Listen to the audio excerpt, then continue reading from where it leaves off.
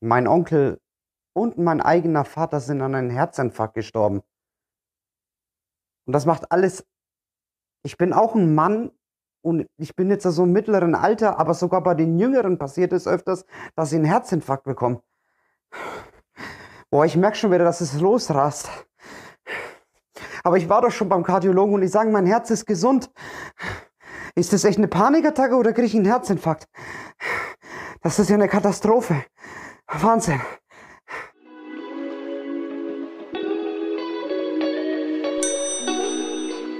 Oh, du wunderschöne Seele, ich hoffe, dir geht es phänomenal. Mein Name ist Juan und willkommen auf dem Kanal Juan der Spanier.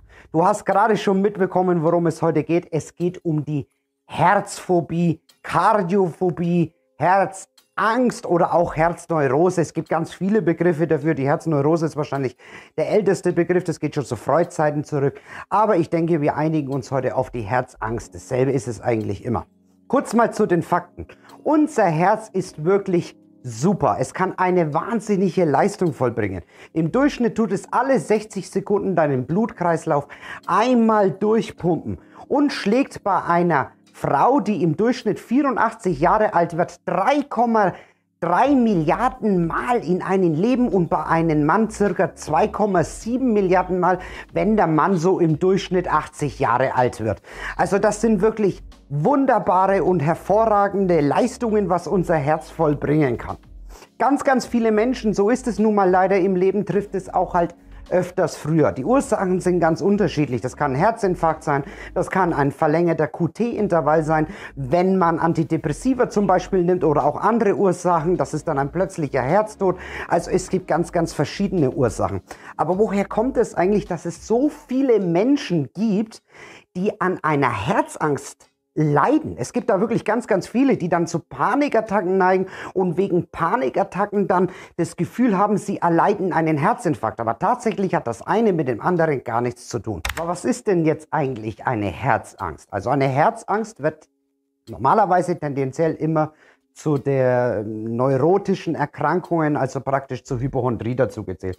Betroffene mögen das nicht immer so gerne, weil im Volksmund werden Hypochonder immer gerne so belächelt. Naja, da habe ich so einen Knall und sonst irgendwas, das ist doch alles gut. Ich weiß, aber es zählt trotzdem zu den neurotischen Erkrankungen, also zu Herzneurose und Hypochondrie.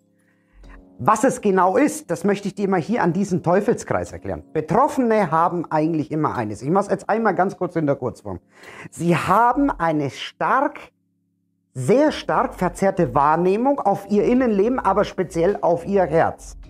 Und das entsteht nicht immer, aber sehr, sehr oft, weil irgendwann mal in der Familie oder im Bekanntenkreis irgendwas Schlimmes passiert ist. Betroffener ist vielleicht der Onkel, der Vater etc. an einem Herzinfarkt oder einer anderen Herzerkrankung gestorben.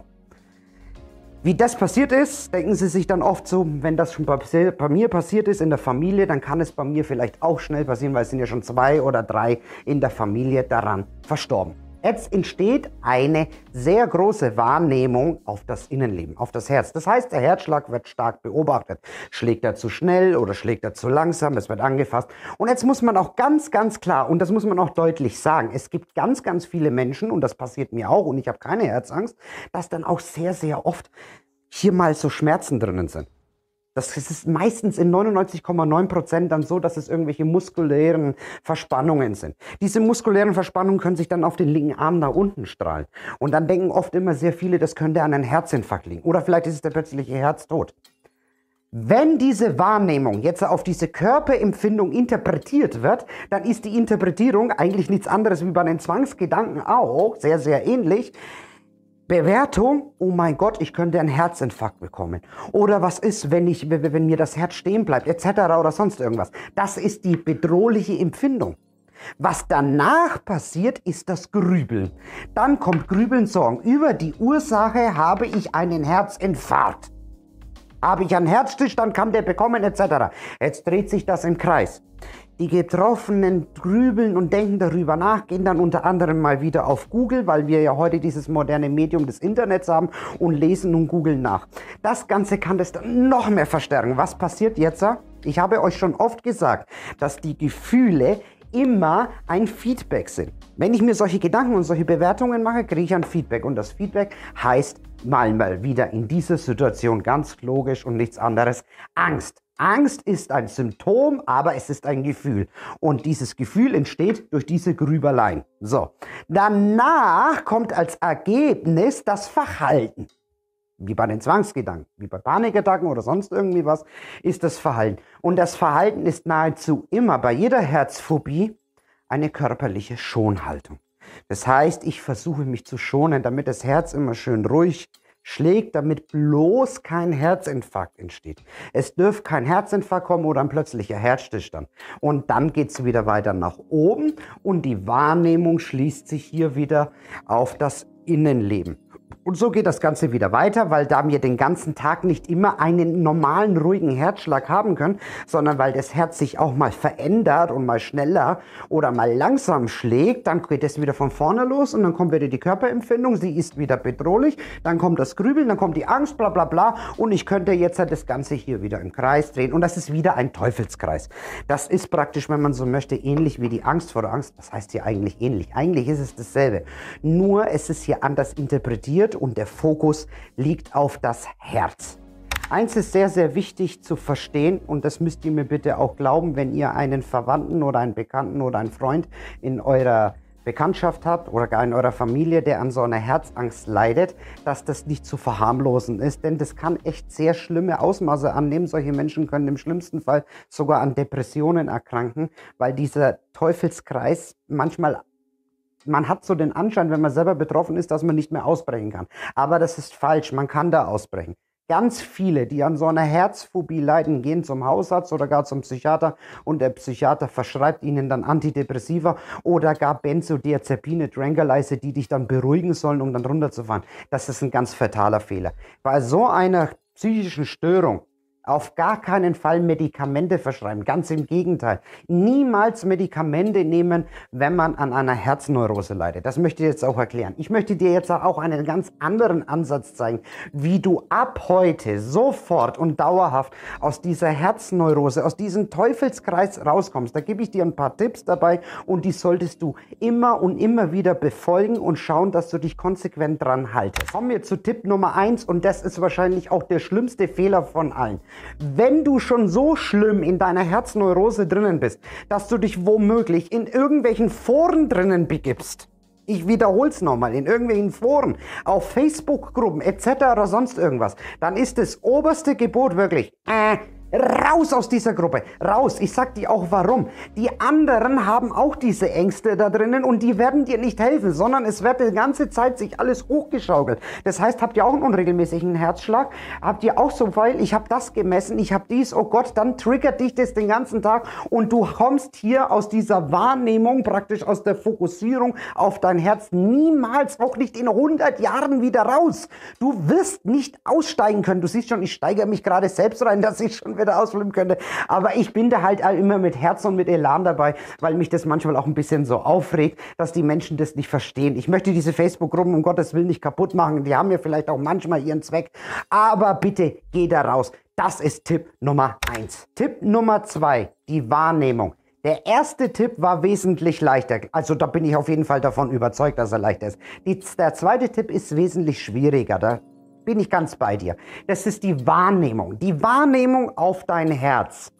Das wird jetzt nicht ganz so leicht gehen, weil das hast du dir über eine Zeit lang, über womöglich Wochen, Monate oder gar Jahre angeeignet, dass deine Wahrnehmung, das heißt deine Fokussierung auf dein Innenleben gesteuert ist. Und das wirst du auch nicht von heute auf morgen gleich wieder wegbekommen. Aber ich möchte und ich bitte dich darum, dass du anfängst, jeden Tag ein Achtsamkeitstraining zu absolvieren, wo du dich auf das Außen fokussierst, dass du siehst, was ist da draußen, dass du mehr ins Äußerliche reinkommst. Oder du machst auf meinem Kanal ein sogenanntes ATT-Training, was wirklich super funktioniert und wissenschaftlich fundiert und auch bewiesen ist, dass es wirkt. Da tue ich dir mal hier oben an den i-Punkt dieses Video verlinken. Da möchte ich, dass du zweimal am Tag dieses ATT-Training durchführst und nach der Zeit wirst du merken, dass du deine Fokussierung auf dein Herz-Innenleben wegbringst, auf das Außenleben. Tipp Nummer 3. Grübeln über die Ursache, über die körperlichen Symptome. Da kann man auch aussteigen. Man kann nämlich an der Wahrnehmung aussteigen, man kann hier an den Grübeln aussteigen, man kann hier über den Schonverhalten aussteigen und über die Bewertung aussteigen. Über die Angst kann man nicht aussteigen. Aber über das Grübeln und Sorgen kann ich dir aussteigen und da habe ich eine ganz tolle Methode für dich. Ganz einfach. Du gehst am besten zu einem fundierten, richtig professionellen, guten Kardiologen. Da bittest du den Kardiologen, ein EKG bei dir durchzuführen. Anschließend ein Belastungs-EKG und er soll dir auch eine Aufnahme machen, praktisch mit dem Ultraschall, um da alles nachzusehen und gegebenenfalls noch eine Blutentnahme, wo du ein großes Blutbild machen kannst.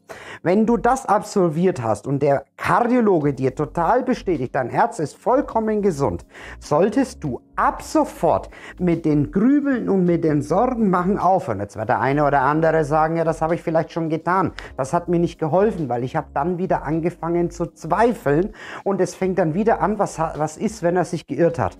Nun gut, das Ganze ist schon jetzt vielleicht ein bisschen aus den Haaren herbeigezogen, aber sollte das der Fall sein, solltest du dir dann wieder zu Punkt Nummer 2 zurückkommen über die Wahrnehmung, dass du das ATT-Training machst und dir ins Bewusstsein hervorrufst, ich war beim Kardiologen, ich kann höchstens noch mal zum zweiten Kardiologen gehen.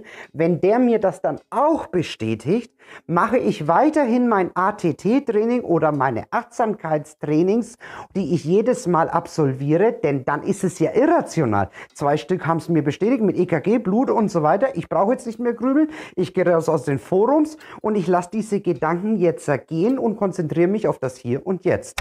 Kommen wir zu Tipp Nummer 4 und gleichzeitig den letzten Punkt und den wahrscheinlich der Punkt, den du am allerbesten und bestmöglichst beeinflussen kannst und der wahrscheinlich auch die größte Wirkung hat. Das Schonverhalten. Ich weiß, du möchtest dich schon verhalten, damit nichts passiert, damit du keinen Herzinfarkt bekommst, damit nichts passieren kann oder ein Herzstillstand etc. Und jetzt möchte ich dir mal einen richtig großen Trugschluss erzählen, womit du das Ganze sogar noch eigentlich noch befeuerst und es noch schlimmer machst. Hast du schon mal was von dem sogenannten Sportlerherz gehört? Das Sportlerherz schlägt, wenn es sehr stark ausgeprägt ist, unter Umständen nur 50 Schläge in der Minute. Dafür tut es bei ganz starken sportlichen Belastungen, wie bei den Profisportlern, bis zu 200, ja im Extremfall zu 220 Schlägen in der Minute klopfen. Jetzt hat das nur Vorteile. Wenn du das regelmäßig machst, dass dein Herz schlägt, wird A, in deiner Wahrnehmung, in deiner Kognition und in dein Selbstvertrauen Folgendes passieren. Du wirst merken, ich kann meinen Körper vertrauen. Ich kann ihm vertrauen. Er regelt das von selber. Ich war beim Kardiologen. Ich habe die anderen Punkte von Juan auch befolgt. Ich kann jetzt anfangen, mein Herz zu vertrauen. Jetzt passiert Folgendes. Wenn du regelmäßig immer und immer wieder Sport machst, dann wird physiologisch im Ruhezustand dein Herzschlag runtergehen und wird sich beruhigen. Unter Umständen sogar über die Jahre hinweg auf 50 Schläge pro Minute. Wenn du ein körperliches Schonverhalten, was du die ganze Zeit ja schon am Tag gelegt hast, die ganze Zeit behalten wirst, dann wird genau das Gegenteil passieren. Dein Ruhepuls geht hoch. Bei solchen Menschen, die nie Sport machen oder fast nie in sportlicher Betätigung sind, haben ganz viele einen Ruhepuls von 100 Schläge. Wenn der da mal stark schlägt, dann nimmst du das ja noch mehr wahr. Das heißt, du musst unbedingt aus den Schonverhalten raus. Aber komme erst aus den Schonverhalten raus, wenn du dich bei deinen Kardiologen bei Tipp Nummer 3 absolut abgesichert hast, dass dein Herz auch vollkommen gesund ist. Sehr viele haben mich in letzter Zeit auf YouTube und auf Instagram angeschrieben, mach doch mal bitte ein Video zum Thema Herzphobie und das habe ich heute gemacht und ich hoffe, ich habe es gut für dich gemacht, aber vor allen Dingen wünsche ich mir, dass ich dir mit diesem Video helfen konnte. Wenn dir dieses Video gefallen hat, gib den Ganzen einen Daumen nach oben, wenn du neu auf meinem Kanal bist und weiterhin solche Videos sehen möchtest, unterstütze mich bitte und abonniere den Kanal. Ich bedanke mich bei dir, dein Juan, mach's gut, Namaste.